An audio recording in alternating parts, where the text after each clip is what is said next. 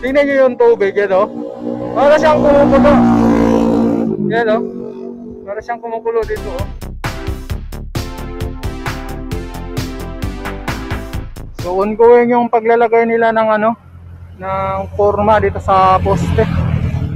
Malapad itong Pampanga River. Kita nyo yung isla, yan o. So, andyan pa rin yung mga bakal. Yan o. Hanggang doon yan. Yan, sa direksyon na yan, papunta na yung Kalumpit.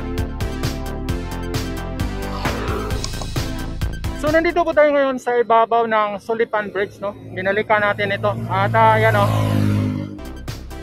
Binalikan natin dito, no? At makikita natin dito, yan o. So makita natin dito yung ginagawa nilang poste. So hindi ito ang main post para sa cantilever bridge. Ito yung kasunod na poste. Yung poste ng cantilever bridge ng tulay ay andun, ayan o, yung sa likuran ng crane. At makita natin dyan yung crane. Yan o, may ilaw. At makita natin dito sa ano na to, ito, ano na to, na poste na to ay yan yung mga ano, forma, mga molding, yan o, lalaki.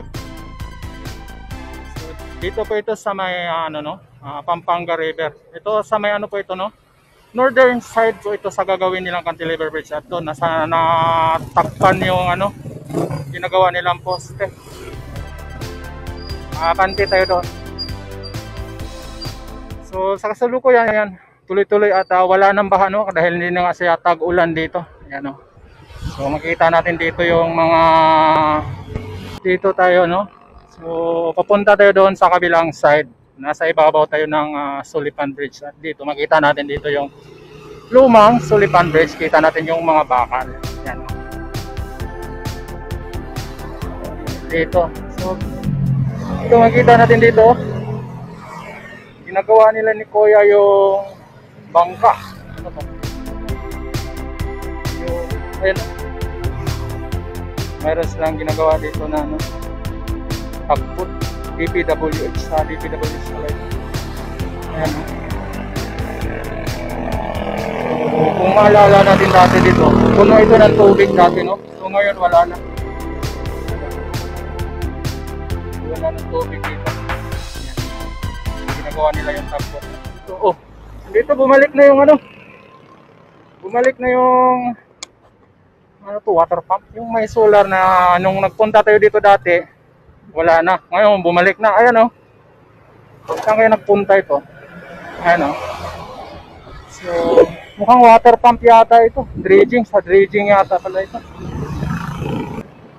So ito bumalik na siya. Ayan na. Ayan o. Sa dredging siguro pala ito. Ayan o. Pero wala na yung solar sa bubungan niya dati. Di ba ko? Ewan ko lang kung iba naman to o ito pa yung nandito dati.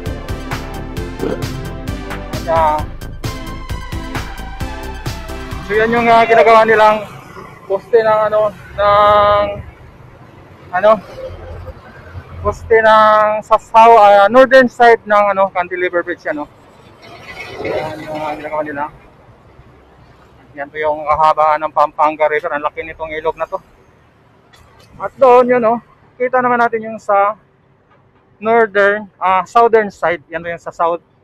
Yan. Kita natin yung sa southern side na para sa cantilever bridge poste. At yan So nabuo na nila yung akyat yung mga forma. Nung nakaraan nagpunta tayo dito ay ang forma nila pa lang no. Parang kalahati pa lang. Ngayon ayan buo na nila yung forma. At kasunod na yung mga poste. May dalawa, tatlo poste na papunta doon sa malapit ng poste ng NGCP. Yan. So medyo okay naman yung tubig no, kulay brown. So hindi wala kasing ulan. Yan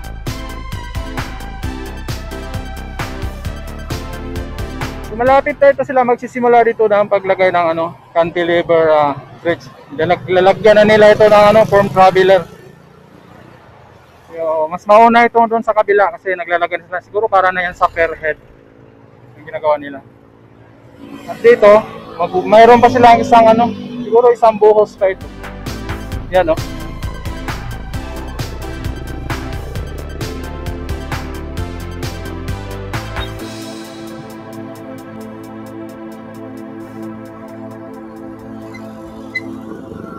Yan, nakita natin yan yung mga bakal na kulay blue. Yan o. Siguro yan yung gagamitin nilang ano, form traveler. Yan o, nakakalat. Kulay blue na mga bakal. Siguro yan yung gagamitin nilang ano, form traveler. Pag nagsisimula na sila ng pagkakast ng ano, sa cantilever bridge. Yan o. Hanggang doon yan. Nakakalat yung ano, mga pisa-pisa, mga parte ng mga form traveler. Yan o. Natapos nila poste dito.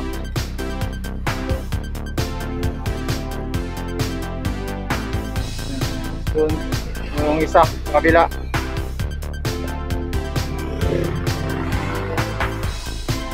Malapad itong Pampanga River. Kita yung isda. Yan o.